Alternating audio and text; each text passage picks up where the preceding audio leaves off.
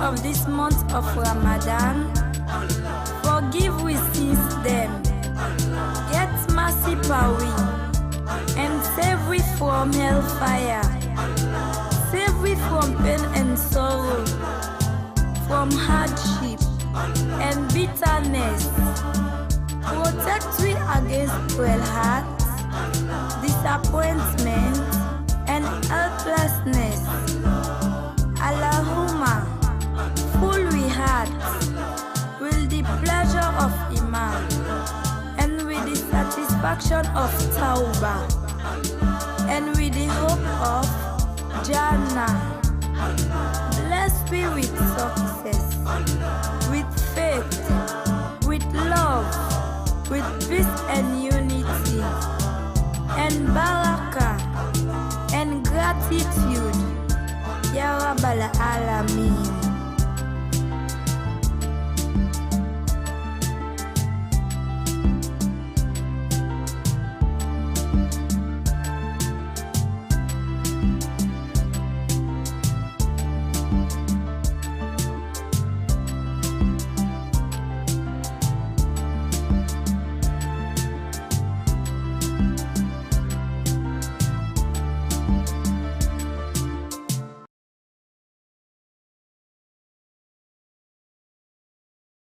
Join that fight to help the poor. Join that fight to help the needy. Join that fight to help the less privileged in our society. Join that fight to help the poor. Join that fight to help the needy. Join that fight to help the vulnerable. Join that fight in reaching out to the needy. Have you ever thought of living for a day without food? Have you ever thought of living your life without clothes to wear?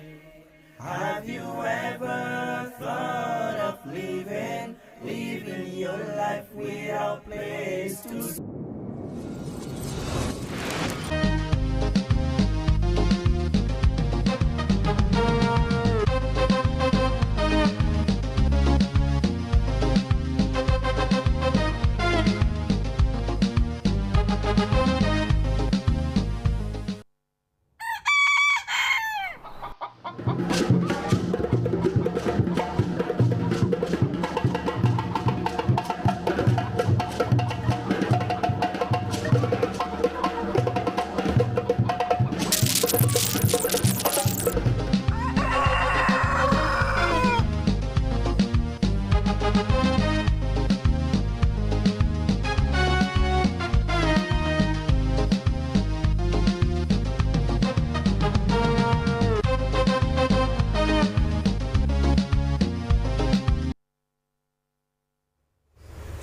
So live from broadcasting out New England Village, Freetown, this is welcoming to yet another exciting edition of your breakfast program. Good morning, Sierra Leone, wishing you live from the Sierra Leone Broadcasting Corporation television on channel 31. Of course, today happens to be Friday, July 18, 2025. This program has always started with analysis and divergent of views and news and current affairs happening in the country.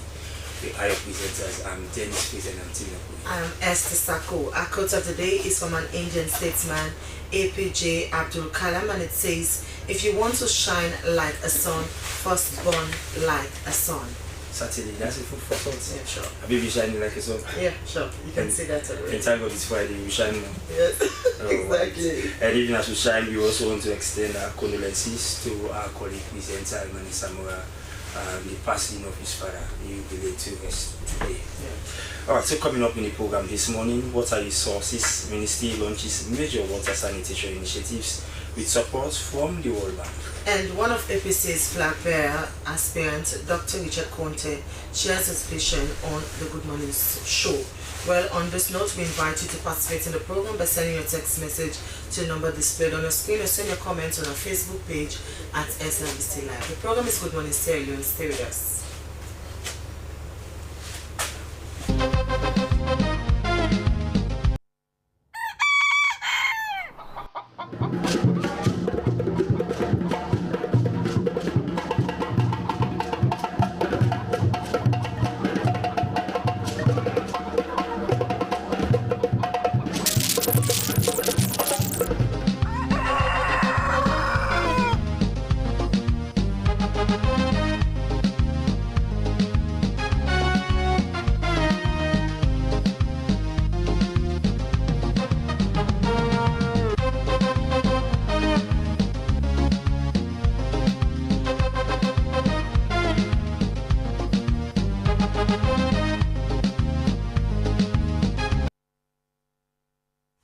Welcome back. The program is Good Morning Sierra Leone, reaching you live from the Sierra Leone Broadcasting Corporation television on Channel 31 and of course across our social media streaming platforms. It's now time for us to usher in our guests and to delve into the conversation proper this morning. As you may have heard in the news, the Ministry of Water Resources has launched an ambitious multi-phase water sanitation and hygiene program backed by the World Bank aimed at transforming lives and safeguarding the environment for sustainable development. The project was unveiled by President Julius Madabio at the Bintumani International Conference Center on July 8 this year, who detailed a strategic roadmap for reaching out 4 million people by 2035, ensuring 90% water coverage nationwide. The plan unfolds in 3 phases: initial efforts strengthening institutions and policies, expanding infrastructure in secondary cities like Makeni, Bo, Kenema and Kono, while ending open defecation and extending services into rural districts, fostering behavioral change and building resilience. Such an ambitious project indeed. But to further the discussion on this program this morning, we've been joined by no less a person than the Minister of Water Resources in the person of Dr. Saufatu Anna McCarthy. Good morning, Doc. Welcome to the program. Good morning. It's a pleasure indeed having you in the program. Thank you. All right. Aside from this ambitious outline of the program that we've read out for our audience, what are some of the intricacies that are involved in this particular all-important project that you are rolling out? Thank you. This project is meant to revamp the wash sector, which is water sanitation hygiene. We know that for the longest time, the sector has been very disjointed, uncoordinated. But for the first time, there's a ministry charged with the responsibility to coordinate the affairs of WASH. So when you have a ministry put together to address WASH, you first have to know what the issues are. So a study was instituted by the ministry and the World Bank. That was last year, the diagnostic study, which is one of the documents that was launched last Tuesday by His Excellency. And in that, we were able to identify the key issues affecting the wash sector. And from that, recommendations were made. And those recommendations were the basis on which the National Wash Development Program was developed. That is the program that you have referred to as ambitious, realistically for a period of 10 years. Okay. I think because of the key elements in that program, Certainly. it is something that is doable within a 10-year program. It's not a 1-year program. Then it will be very ambitious. And in that program, we are going to ensure, the program ensures that all the players in the wash sector, both people in government, out of government, partners, community members, all have a stake in to ensure that that program is implemented. As you rightly mentioned in your introduction, it's a phased program. But first let me say that the cost of implementing that is at $1.7 billion, and we expect that a lot of different projects will be generated from that wider program. And one of the projects that we have generated from that wider program is the Sierra Leone Wash Access Program, which is what costs $180 million that the World Bank has committed to the government as a grant. Okay. Okay, so for that, as we started the conversation with regards to the wash, so let us know what are the first phase, what are the immediate activities that will be rolled out so that this community can feel the launch of this $1.7 million project. The first phase looks at institutional and capacity strengthening for major wash actors, more so the ministry, its agencies, local councils that will be involved in the implementation. And it will also strengthen access, water delivery systems, working with the delivery agency of Goma Valley. And the first phase will focus on the western area. Alright, now, Doc, go on, please go on. The first phase has 4 major components. The first component will be looking at capacity building, where we'll do a lot of technical training, studies, and also building a water house which will house the ministry. The ministry is a relatively new one and does not have a home.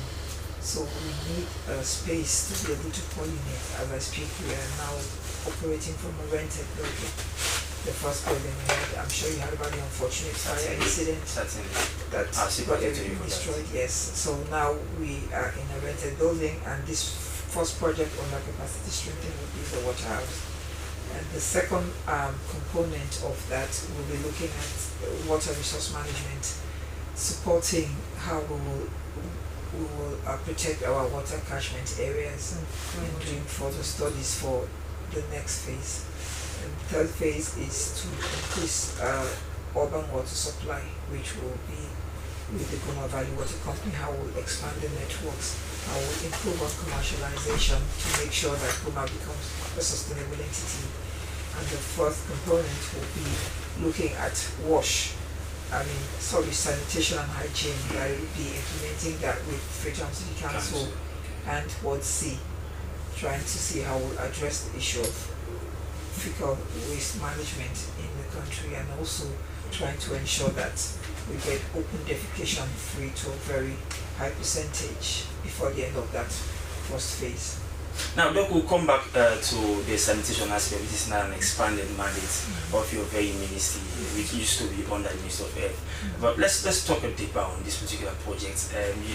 We are all talking here about a mineral as precious and as old as Noah's Ark itself.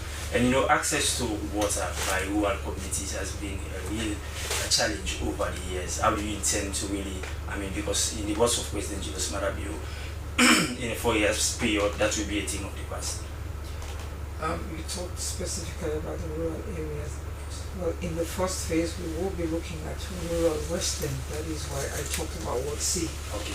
Yes, so for Ward C, it will be part of the first phase of the project, where we will be building a fecal sludge management plant in the western rural, which will go a long way to addressing hygiene conditions in the communities.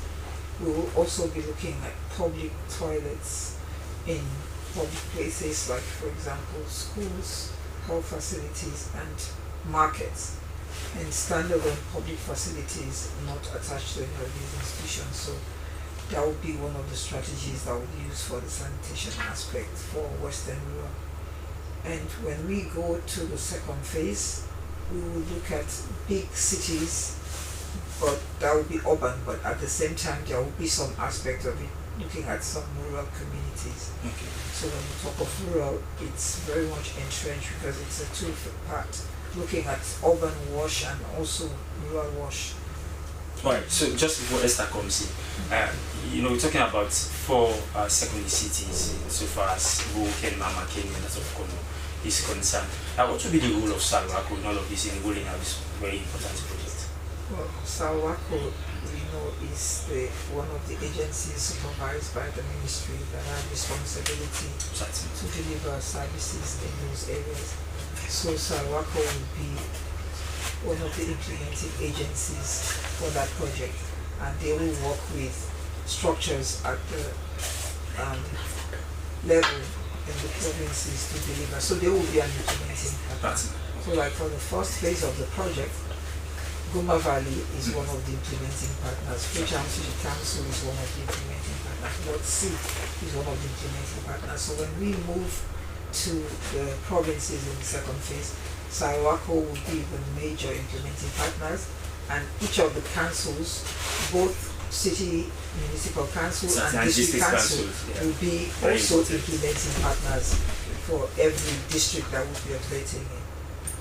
Okay, so let's talk on, you made mention in this first phase about protecting water catchment areas. We know that has been a challenge over the years. People go on being encroachment and all. So let's talk on your level of collaboration, because this project cannot succeed if those issues are not curbed. So let us know your level of collaboration with those concerned to ensure that those areas are actually protected, so the project can succeed. Yes, the issue of the water catchment area for Western Area, specifically Western Area Peninsula, is of concern to government, and His Excellency commissioned an investigation when he firsthand went around and saw the level of destruction. So that report came out. It was a committee with both government and non-government NGOs, civil society. They came up with a report identifying those issues, and it is very clear that it is a multi-sector problem, that all the key players have bearing on the existing problem, both in and outside government. So what we did was to put together an interagency forum that is co-chaired by myself and the Minister of Environment and Climate Change. And in that agency, we have at the highest level of the presidency, State House chairs that, and it's co-chaired by us. That is the Chief Minister sits on that. But more importantly, important sector ministries that have direct relationship with land issues, because everything about encroachment has to do with land. So we have the Ministry of Lands represented there, the Ministry of Local Government, where that supervises the headmen, because we know that also the village headmen have direct bearing to selling of land in the regions, I mean in the Western Peninsula. So the headmen are there. We have people from the NPA, that is the National Protected Agency, which is supervised by the Ministry of Environment, and we have the EPA there sitting on that committee. We have the NGOs that are also operating, because we know these are partners that have been doing a lot of work in that area, specifically like CRS and others. So in that, we decided to come up with what we call the Western Area Peninsula Fund, which is like a trust fund where every donor who intends to support protecting the environment will put in money, and we call it the water fund. I think in fact that's the first, we understand that's the first fund of that nature in West Africa. And government has committed to supporting that fund, and NGOs and all the partners have also started putting money into that fund, which will be used to, one, protect by doing physical barriers. We have started that. In fact, about a month ago, I did go and commission the first set of physical barriers to stop people. But this is done in close collaboration with the community, because they are the watchers, because they are the ones who are on the ground. They are the ones who. So that was a very successful initiative on that level. It was the community themselves that helped us do that through CRS and the major partners. So that has been done. We will also be looking at, through our NGO partners, looking at alternative means of livelihood, because we know that people burn coal, they break stones. So they're working with the communities to see how they can get engaged in other activities. I mean, it's a fishing community. there are a lot of things that can be done. So we're working on that at that front. And then at the level of the ministry, at policy level, there are certain steps we are taking to say that if you have encroached dangerously in the water catchment area and the waterways, you have to go. If it's a house that you have built, that house needs to go. The process has started. Yes, it's slow. There are a lot of challenges because there are issues for human rights issues. People will say, people will talk about that I have valid title. I got my plan from the ministry. I got it from the headman. Okay. We will look at all of these, but if you are in the catchment area, looking at it, if you have the kids, there are also plans working within this community to see how people can be moved to other areas, but they cannot be in the area that is not only dangerous to themselves as their own very existence, but also to the wider existence of really depletion of the water catchment area. So there are a lot of things, and this project actually, has come to add to that initiative that is already in place. For example, if you look at the second component that is looking at strengthening the national water resource management, we will be building physical barriers in that, more so for areas that have not been encroached, to stop further encroachment. So when people go and they see physical barriers, then it's at their own risk if they go pay money or buy land that is within that perimeter. So do you plan on engaging these people? Because I have been working with the Ministry of Environment when they demolish structures in those catchment areas. When they demolish a structure today, you go after 2 weeks, you see another structure there. So what's the level of engagement with these community people? Because some of them, they don't even care about the dangers that are attached to building houses into those areas. When you look at where the wastage of the Guma Dam should be, you see giant structures there. People go, the place that is supposed to be where that the water should pass, they are building structures there. So what's the level of engagement? And those are even disasters waiting to happen. Yeah, so that's, like I said, it's a two-pronged approach. I did mention that when we did the physical barriers about a month ago, it was the communities. In fact, they hosted us. So we feel, in fact, that's the most powerful strategy. We're engaging them. In fact, they are the ones who are now should be on the forefront. Yes, they are now the ones in the forefront, and that particular occasion was like championed by them. So that is the strategy that we're using, even with our NGOs, CRS that we're working with. The communities are the focal point because they're the ones on the ground. So that is one approach, and that is a very powerful approach, that engagement.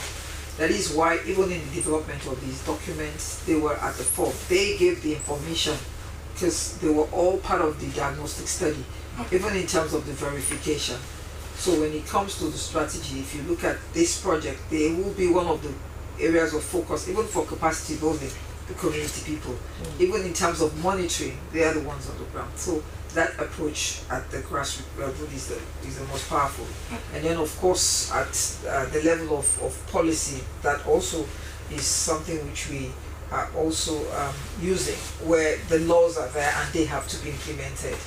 Like if you build a house, it doesn't matter how big the house is, if you're in the waterway, you have to go.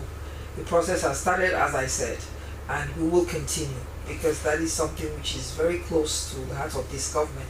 More so at the level of the presidency. There's that strong political will that these houses have to go.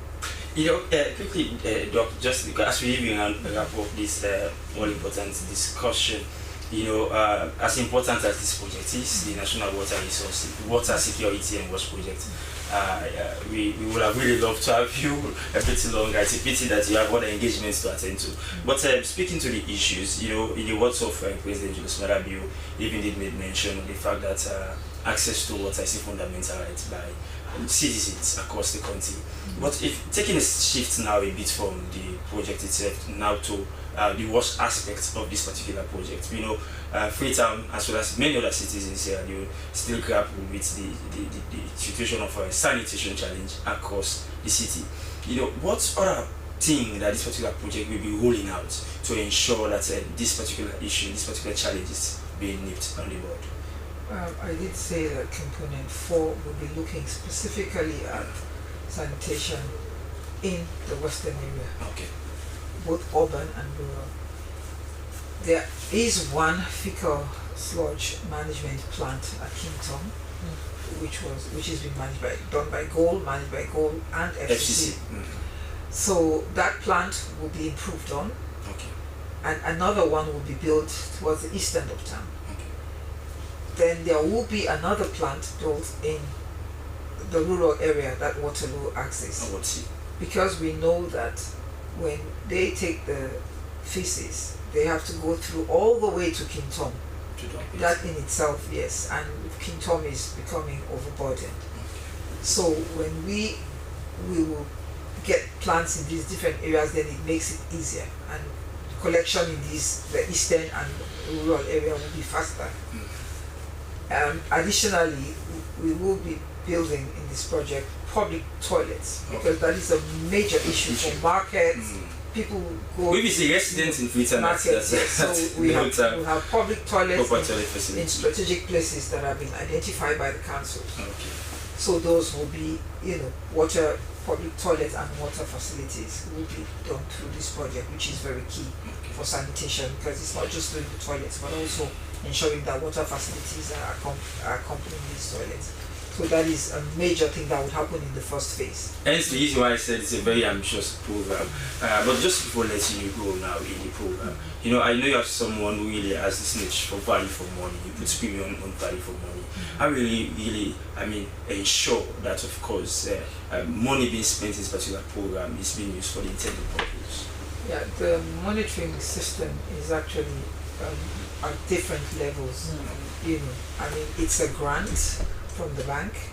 So definitely when you have a project, there are systems that your donors will put in place to evaluate, to make sure that the monies are spent.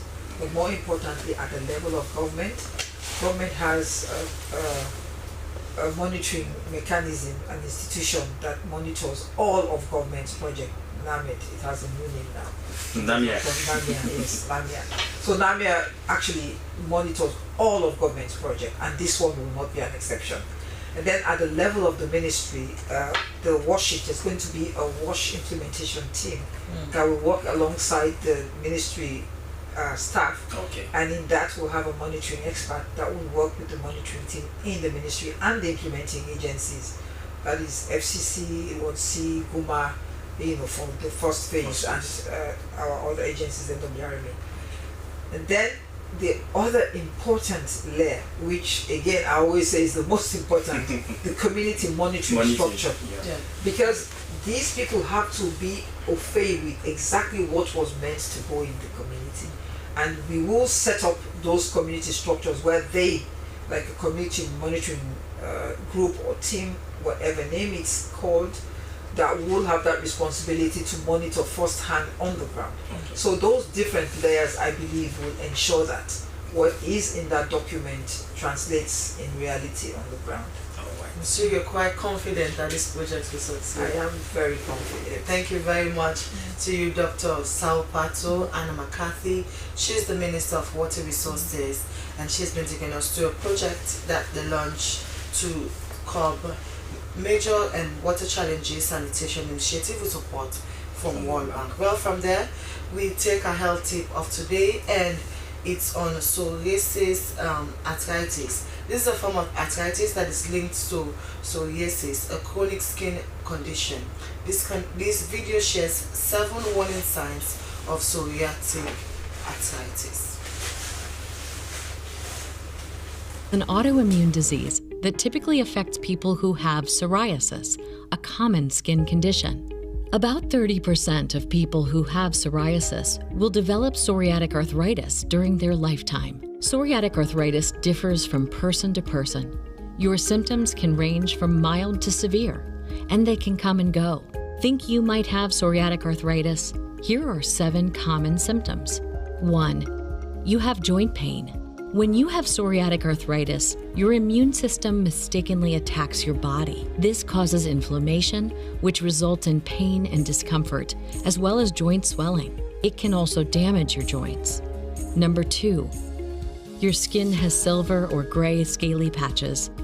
These patches are known as psoriasis patches and are a buildup of dead skin cells. They can appear anywhere, but are most commonly found on your scalp, elbows, knees, lower back, and buttocks. Number 3, you feel pain or tenderness where your tendons and ligaments attach to your bones. Known as enthesitis, inflammation can lead to spur formation, or in some cases, wearing away of the bone, called erosion. It's common to feel this type of pain and tenderness near your Achilles tendon, making it difficult to walk, run, or climb stairs. Number 4, your fingers and toes are swollen. A condition known as dactylitis can make your fingers and toes look like sausages due to severe inflammation. Number 5, your joints are stiff. You'll feel stiffness typically near or around your joints, such as your hands, feet, and knees. For most people, joint stiffness tends to be worse in the morning. Number 6, you have yellow or brown discoloration on your nails. About 80% of people with psoriatic arthritis notice changes in their nails. In addition to discoloration, your nails may also have pits or dents on their surface. This can happen on your fingernails and toenails. In some cases, your nails can become thick, and your nail bed may even separate from the skin underneath. Number 7, you experience fatigue. Psoriatic arthritis can make you feel tired and worn out. About a third of people with psoriatic arthritis experience severe fatigue. And the fatigue is not just physical. It can cause mental fatigue and brain fog. You may have trouble with concentration, memory, and other thinking skills. It's unknown what causes psoriatic arthritis, but you don't have to live with the pain and discomfort that comes with its symptoms. If you think you may have psoriatic arthritis, talk to your healthcare provider about your symptoms and about what you can do to manage flare-ups. There are lifestyle changes and medications that can help you live with this lifelong condition. Hope you learned a lot from a health tip of today that has to do with psoriatic arthritis. The program you're watching is Good Morning Sierra Leone live on the SLBC, and you can also be part of the program by sending your text message to the number displayed on your screen or send your comments on our Facebook page.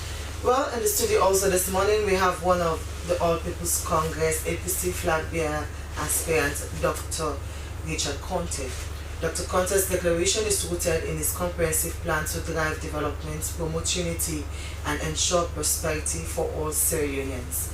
His vision encompasses economic growth and job creation and improved infrastructure and public services, among others. Dr. Conte served as the Minister and Chief of Staff under Anespai Koruma's administration. Well, he is a candidate for the flag bearer position for the All People's Congress. Good morning and welcome to the program, Dr. Richard Conte. Thank you very much. Good morning. Okay. So, first tell viewers, there have been a lot of aspirants that are going for this position. So what's your vision for the APC and the people of Sierra Leone that sets you apart from other aspirants that are going for the certain position? My vision is for a united APC. It's for a united Sierra Leone. A Sierra Leone where there will be harmony, there will be opportunities, and there will be transformation. A Sierra Leone where every Sierra Leonean will be given an unfettered opportunity to actualize his or her own potentials. And what sets me apart is the fact that I'm coming into this job with the experience, both in the public and the private sector. In the private sector, I'm a businessman, and I've been in business now for 11 years, and I know exactly the challenges faced in the private sector, and I know what needs to be done. In the public sector, I have been the minister in the Ministry of Finance, the Ministry of Trade, and I've worked in State House. That gives me a bird's eye view of the workings of government and a full understanding of how things should happen in government, which means I can hit the ground running from day one. I also have a civil society background, having worked for Catholic Relief Services and having helped set up what we have today as One Up Sierra Leone as the founder, what we have today as NIS, I was the founder, and what we have today as NEW, when we launched in 2001 the violence-free elections campaign. So, and lastly, of course, we set up the West Africa Civil Society Forum, basically emphasizing the need for working together. So I have a track record of bringing institutions together to work towards achieving a goal, and that is critical in governance. You need to be able as a leader to get people to work together in a team and deliver results for the benefit of all. Lastly, within my party, I've been selfless in my sacrifices to my party, in defending my party, in responding to the needs of my people, and in ensuring that when our people vote, their votes must count, and that must be respected. Now, Dr. Richard Conte, you used to be a prominent figure in the administration, the Kenema-led administration, and then of course you rose to the ranks, you held several positions, not only in governance, but even, before even getting into governance. One might be asking, or be wondering, just before coming up for the program, you were spotted on a Morning Coffee program to be saying that of course you have worked tirelessly to unify the APC, but for someone who might be listening might be saying, in what capacity did you do that? No, I've been reaching out to my colleagues, stressing. Are you doing that in isolation? Because a lot of people don't know that exists. No, you see, if you know peace building, it's not everything that you do in public. Okay. For you to be able to forge harmony, unity, you need to establish mutual trust, and that comes through engagement. So we are engaging each other, we are helping for us to appreciate each other and to see the need for us to work each other. I'm also going around in all my national tour and in my diaspora tour, which I just concluded. I've been stressing the need for unity, the need for coming together, both in my public and my private engagements with APCs around the globe. I've been stressing that we can have our differences. You don't need to like me, I don't need to like you either, but we need to respect each other, acknowledging that we need each other to ensure victory for the APC. That certainly, I know we are here to really discuss your aspiration to be the flag carrier of your party. But just before getting into that, Dr. Chakonze, a lot of people also know you to be a controversial figure in the APC. You've challenged a lot of reforms within the All People's Congress Party, and of course you've also come forward to suggest certain things that emanated, that you said in your own view that these are the things that will spur division. Now that your party seems to be wondering in division, and the 2028 election is not too far, it's just around the corner, how do you intend to really come back, bring every party on board and bring all stakeholders on board, and even now that you are even vying for the position of the flag bearership of the party, to bring everybody on board and move forward? I'm not controversial. But a lot of people view you as that. I'm not controversial. Okay. The only thing is that I stand for the truth. All right. And I will always speak truth to power, regardless of who is involved. Okay. Because when things want to go bad, the first culprit that is slaughtered is the truth. And if we want to change this country, if we want to develop this country, we have to learn to stand for the truth. And guess what? The truth will always stand the test of day. So that is Richard. Okay. In my party, I have always made myself available to support the leadership in everything they do. And if I observe any issue that might create an impediment to cohesion in our party, I will immediately draw the attention of our leaders to that and see how we can work together to address it. I believe in nipping issues in the bud and not wait until they become something else that we cannot be able to handle. Okay, so let us know what is your level of collaboration in your party. Who is Richard Conte in the APC party with regards your human relation with people? Because you made mention right now, someone don't have to like you, you don't have to like them, but you just want to push forward, and now you're going for a flag bearer position. And most, Sierra politics, you have to be likable. The people. So. Oh no, I said that statement within a context. Okay. I am open and friendly with everybody in the party.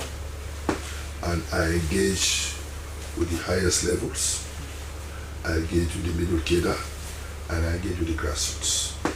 I am one person that everybody can relate with. Anybody can call me any time of the day. I'll pick your call and we'll talk. Anybody can come to me with your problems. I will help to the extent I can.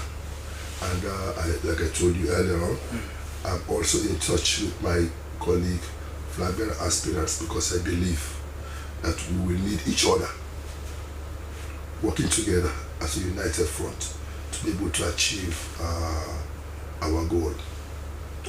When I said you don't need to like or hate, I'm saying don't go after somebody because you think you don't like him. Don't support somebody because you think you like him. No.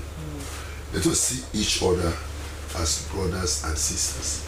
I always emphasize that one thing we have to do is to see each other first as Sierra Leoneans, and then after that whatever else. So even within our party, we have to see each other as comrades, and then we have to see how we can complement and support each other to be able to achieve the overall goal for our party.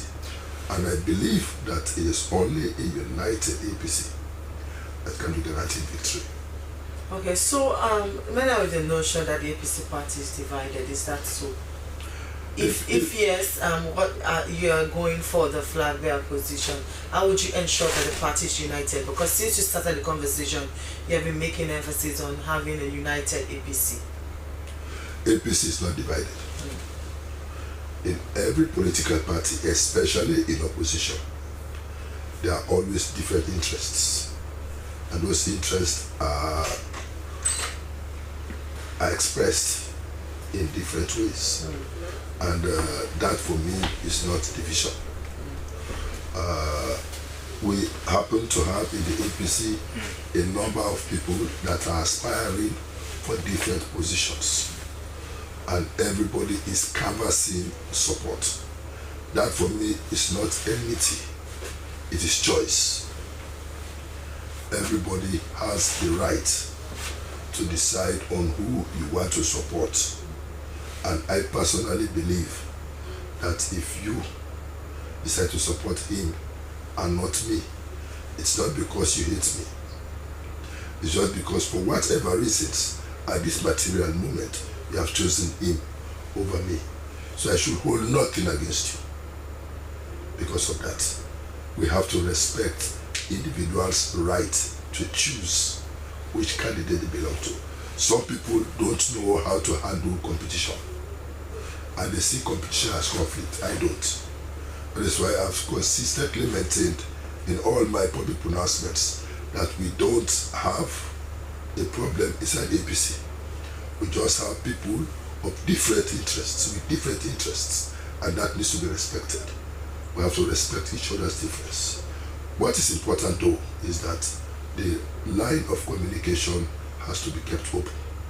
And we have to realize that even if 30 people decide to run for the flag bearership, at the end of the day, one person is going to be the flag bearer, and everybody will be expected to support that person. I have demonstrated in 2023 that against all odds, I was the first to stand up and congratulate Dr. Samura, and I pledged my support to him, and I did everything within my powers to help him succeed.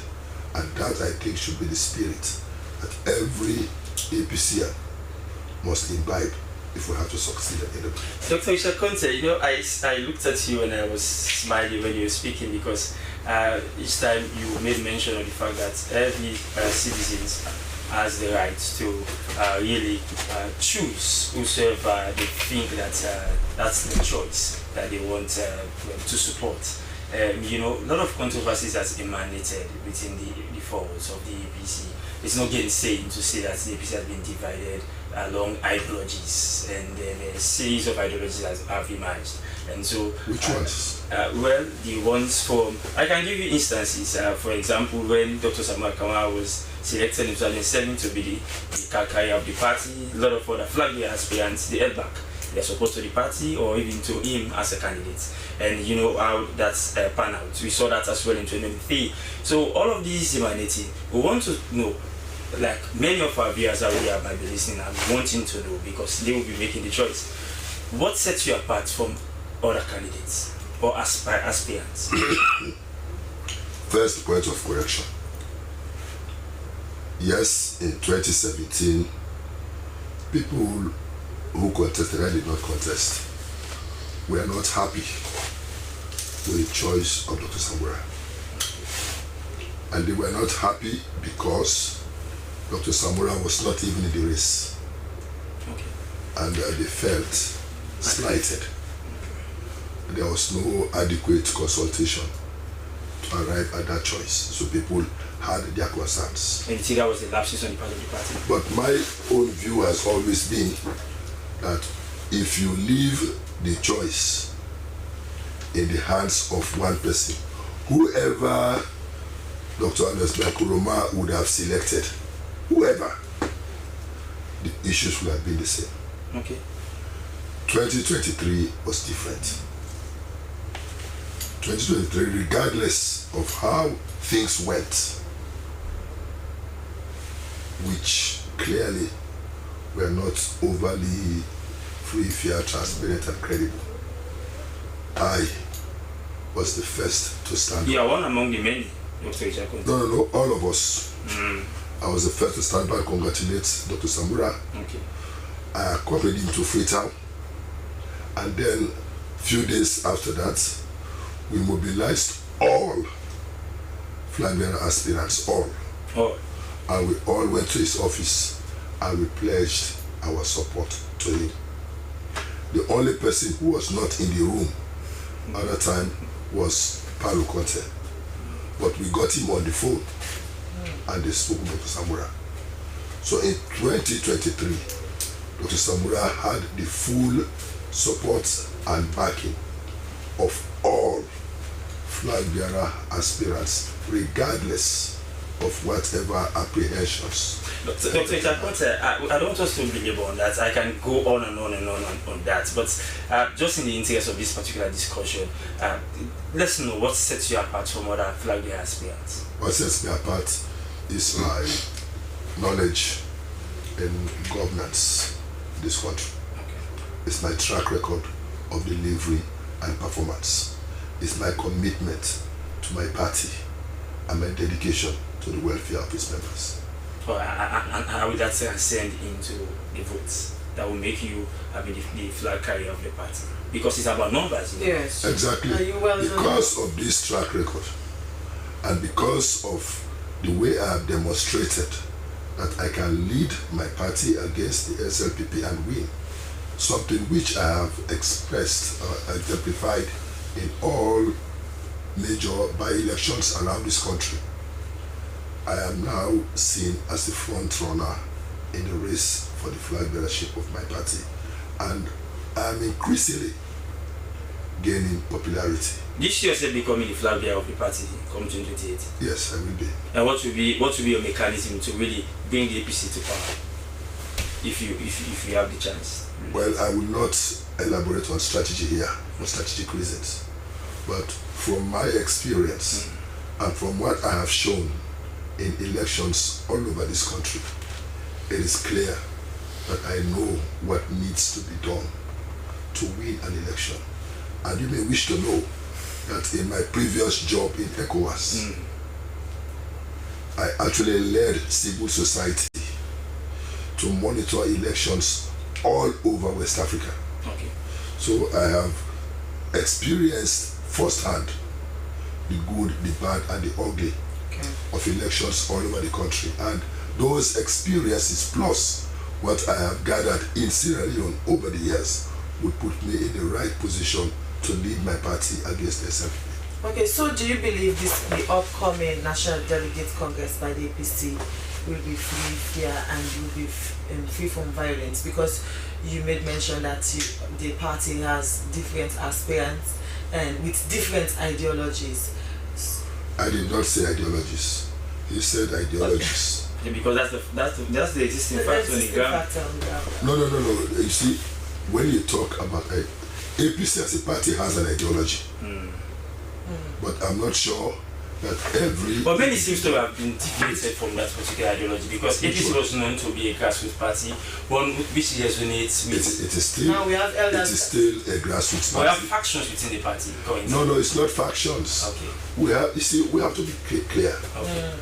Wherever you have multiple people running for a position, everybody will have to get his or her own support. And that's why the party becomes divided in terms of ideologies. But that's democracy. So we are right to say the party is divided by different ideologies. It's not division. Whenever they talk about division, it's negative. Okay. It has a negative connotation. So how would you describe the different candidates and their different interests, as you Exactly. said? It's different interests. It is not different ideologies. Everybody has the way he or she has pitched his or her own campaign. Everybody reaches out to his or her own constituency to get people to support him or her in his drive. And those for me are not factions. They are support groups. We are calling them teams. Team this, team this, team this. I call my own people unifiers. It's just an identity. And you are fully known as the unified APC. Yes, why so the case? Because I'm a unifier. Because I have demonstrated over the years that I can bring people together to work for a common good. I've demonstrated that for me, I don't see tribe in any Sierra Leonean. When I see you, I see a Sierra Leonean. And I work with you as a Sierra Leonean. I don't work with you because you are from the north, south, east, or wherever. No. All where I've worked before, I address people the way I see them. And that is what I want to bring into the government of this country.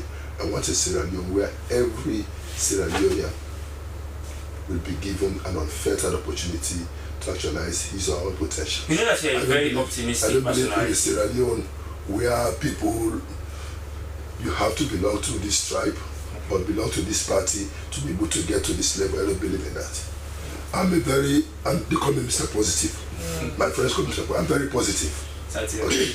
I have a very positive outlook, and that has informed why I think I've been a success as an individual and my family. I thank God for myself. Okay, so let's say in a case when, because you will be going to your delegates conference, you're not elected as the flag bearer of the party. What would you support the APC party to victory in 2028 if you're not elected? I did it in 2023, and I believe if we have a free, fair, transparent, and credible process, I will do it again. If you believe you have a free, fair, transparent and credible process, I will do it again. You know, and that's the case. Time and time again, you've been someone who's been focal since the 2023 election. We've seen some of your posts. Since 2018. All right, certainly so. But what is so important as we speak, in as much as my colleague asked you, how will you demonstrate your unification across the party, if in case things doesn't go your way? We've seen situations whereby people think that if it's not me in the APC, then it's no one else. Yeah. I have told my colleagues that for me, the competition within the party should not be a do or die matter. Okay. I've told my colleagues that when we are competing, let us know that the enemy is not within. The enemy is outside. Let us know that at the end of the day, one person will win. What is important is that whoever emerges, and I need to be Richard Conte, has to respect the others and see value in the others and work with the others with respect to ensure that all of us bring our resources, our expertise, our wherewithal to bear on the process to get to a successful outcome at the end of the day in 2028. Okay. Alright, so Dr. Richard Conte, I was just hanging as with my colleague because this is something that we know our listeners or our viewers might be very interested in wanting to know. What's your relationship within the party itself? I mean, with candidates and that sort of because this will be things that will really transcend into votes. Delegates within the party, and even what's your popularity? That's what we want to know. I'm very popular within my party across the board, and in fact, some people refer to me as politician without barriers. Okay, I'm strongest. So what's your strong role? I'm strongest. Sierra Leone. Sierra Leone, but I'm strongest in the southeast. Okay. Because if the APC must select someone, don't you think you need someone who really have a solid foothold in the southeast to, really canvass people from that area to really vote for the APC come 2028? That is why I'm the appropriate person. Okay, so for those... My strongest area of influence is the southeast. Okay, so for those who don't want, who had other candidates in mind, and now you are here on Good Morning Sierra Leone, what will be a convincing statement to them for them to support you to become the flag bearer of the APC? I would say, fellow APCers, our party is at the crossroads. 2028 will be a decisive election for our party, and the decision we are going to take will be one that will either make or break our party. Therefore, we have to choose somebody that is battle tested, somebody who has demonstrated over the years that he can lead us against the SLPP and we. And we know, for example, that for APC to win, we need somebody who is not afraid of going to the southeast. And you have that courage. And I have said I'm going to establish my headquarters in the southeast. I'm going to stay there and campaign there because I believe that's part of Sierra Leone. And I also believe that we have to value our southeastern comrades within the party. And we have to value everybody and see everybody as equal.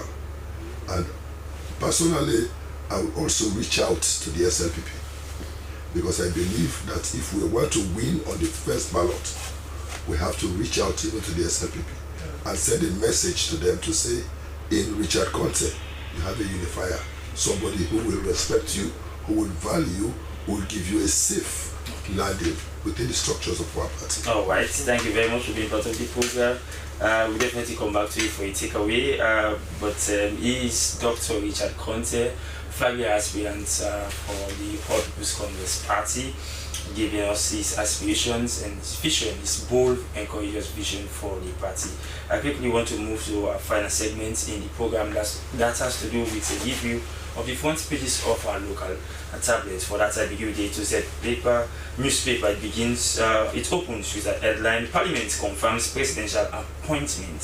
First Lady champions global collaboration. UNDP strengthens civil society's role in security sector reform.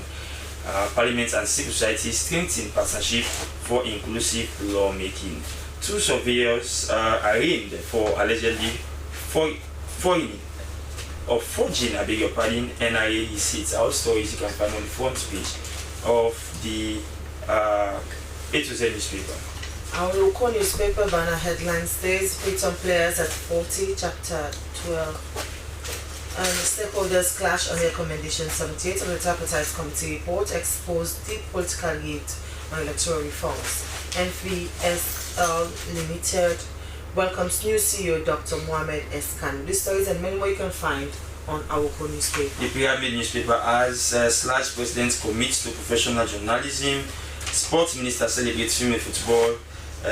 Bank of Sierra Leone, no win, no accounts. Our stories you can find on the front page of the Pyramid newspaper. Independent News Observer newspaper says, Mr. President, can we talk at 200? Fall of chieftaincy, how politics is eroding traditional leadership.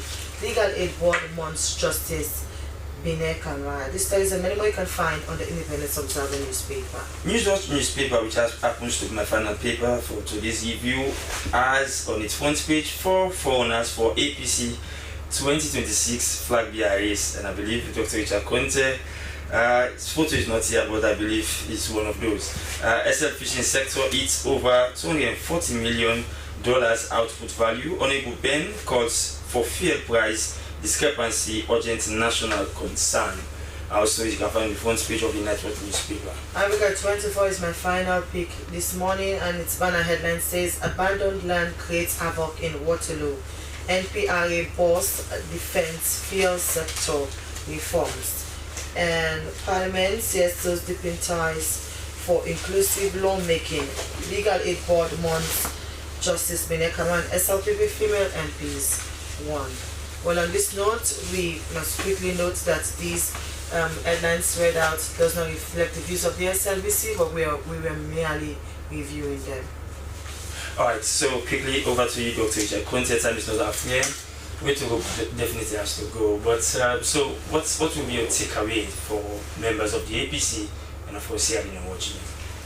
Let's work together. Let's unite for a better APC. Let's try to reach out even to the SLPP and bring them on board. Let us know that at the end of the day, we need one flag bearer, and all of us should rally behind that person to ensure victory for Sierra Leone, so we can rescue Sierra Leone from the shackles of the SLPP. Finally, do you think the APC has all what it takes to really win the 2028 elections? On the first ballot. Thank you very much. He is Dr. Richard Conte, flag aspirant from the All People's Congress Party. And this is where we do the cuttings in today's edition of the program. Many thanks to our other studio guest, Dr. Aissatou Patu McCarthy, for being part of the program, the Minister of Water Resources in the studio. And Good Morning Sierra Leone returns on Monday for a fresh edition. Until then, I'm Dennis Fraser. And I am Esther Sako. Quickly take a quote of today, and it's from an Indian statesman, APJ Abdul Kalam, and it says, "If you want to shine like a sun, first born like a sun." Many thanks to our producer, Daphne Zainab Kamara. Have a wonderful weekend. Goodbye. As a mother of the house, whenever I want to prepare palm soup, there's no need pounding palm fruit. All I need is Nkulenu's Ghana's original palm soup base. My soup is done, and its preparation, it is not difficult at all. Nkulenu palm soup base, it's easily done with no difficulties. Just take few ladles and your soup is done. And its flavor, it's amazing. This is Nkulenu's Ghana's original palm soup base. And this is Nkulenu's Ghana's original spiced palm soup base.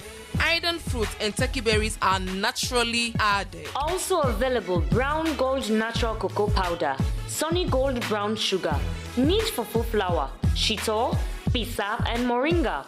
All available at Nyami Ado Enterprise, 1 Lower Waterloo Street, Freetown.